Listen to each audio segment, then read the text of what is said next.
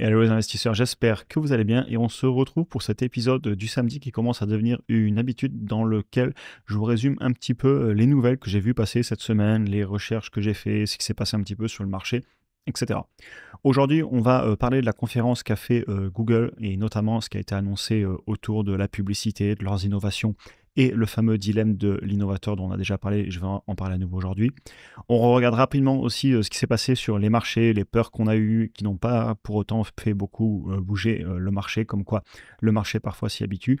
Et enfin, on va parler un petit peu dans la vidéo de la demande d'énergie et autour du solaire, du stockage, du photovoltaïque. Donc voilà, pas mal de sujets pour aujourd'hui. Donc tout d'abord, la conférence annuelle de Google, leur keynote qui a été faite, je l'ai écoutée dans l'avion. Et la question principale que j'avais autour de cette conférence, c'était est-ce que Google est prêt, entre guillemets, à s'auto-disrupter confère la vidéo qu'on a fait sous le dilemme de l'innovateur pardon, la semaine dernière.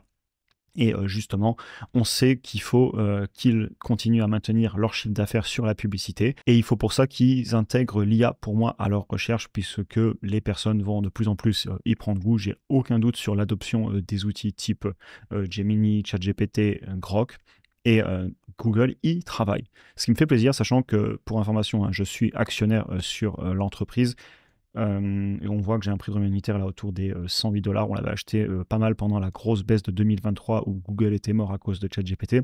Et je répète souvent cette histoire pour justement parler des peurs court terme qu'on peut avoir sur le marché. Mais il y avait un petit peu du vrai là-dedans et j'en ai déjà souvent parlé. Oui, Google doit continuer à innover en IA. Ils étaient là au balbutiement d'ailleurs de l'IA hein, avec notamment DeepMind. Mais maintenant, il faut qu'ils gagnent de l'argent avec. De façon générale, je vous invite à aller écouter la conférence, elle est extrêmement intéressante.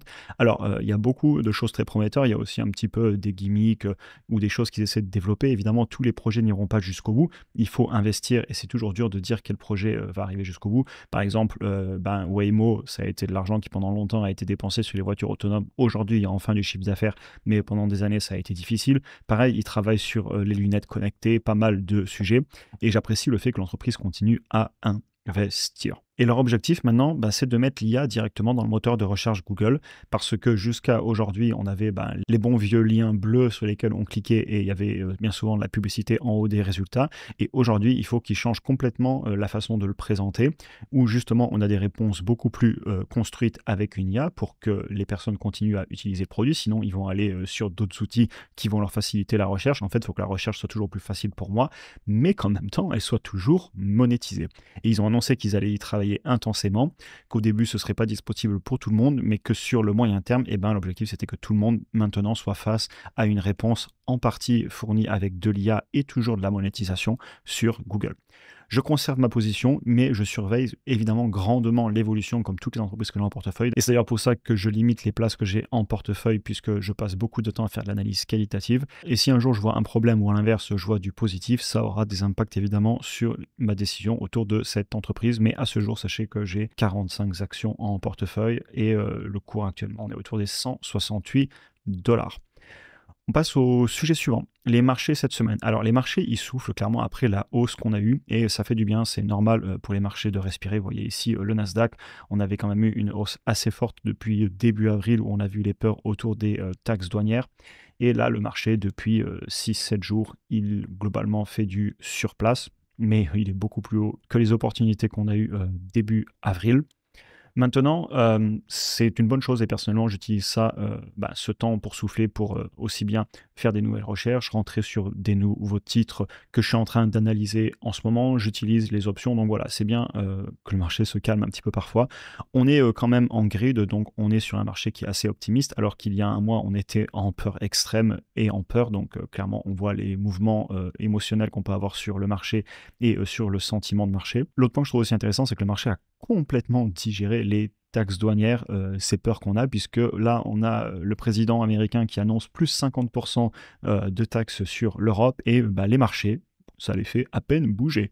Un petit peu plus en Europe, ça a bougé notamment un petit peu sur l'automobile, le luxe, mais même les mouvements, on voit, c'est de quelques pourcents, ça n'a pas été énorme sur le marché dans son ensemble. Sur les actions individuelles, il y a eu un petit peu plus d'impact.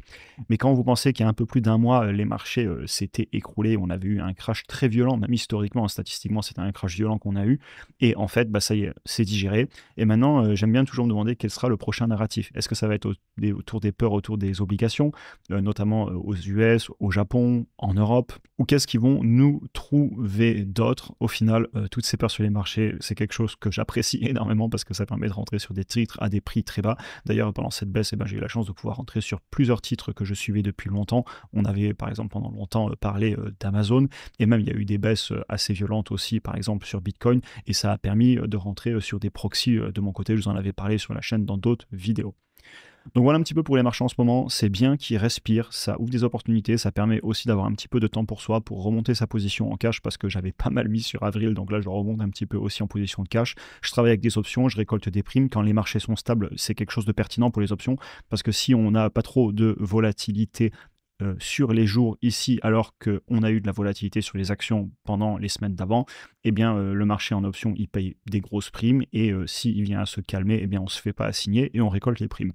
Donc je travaille pas mal avec des options en ce moment, et d'ailleurs pour toutes les personnes qui sont dans le programme, j'ai commencé à enregistrer à chaque fois les positions que je vends directement dans le portefeuille, comme d'habitude sur le fichier Excel. Et vous pouvez donc voir tous les puts que je vends, les calls que je vends en ce moment. Petite info pour ceux qui sont dans le programme. Et d'ailleurs, pour ceux qui veulent nous rejoindre, premier lien en description pour avoir accès à toute la formation vidéo, portefeuille, tous mes fichiers et les vidéos que je fais chaque semaine, les sessions de travail qui sont en dehors de YouTube, dans lesquelles je vous parle un petit peu de mes recherches, de ce que j'analyse en ce moment, etc.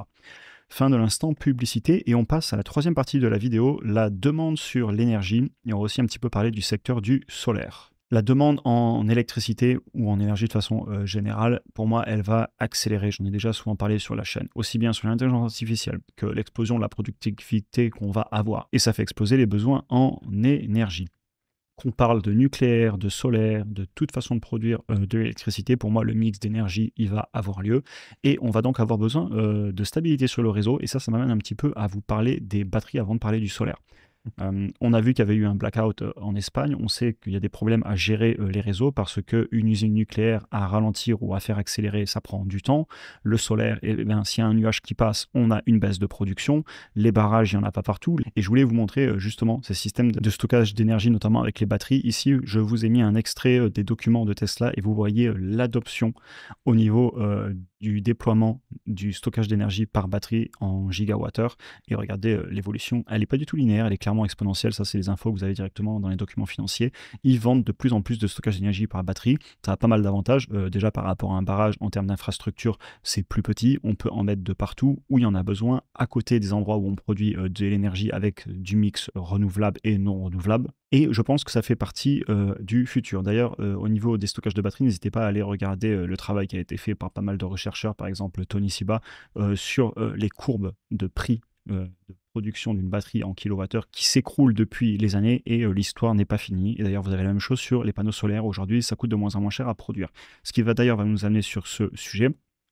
Tout simplement parce qu'aux États-Unis, là, il y a une proposition d'enlever les crédits d'impôt, notamment sur les installations de panneaux solaires.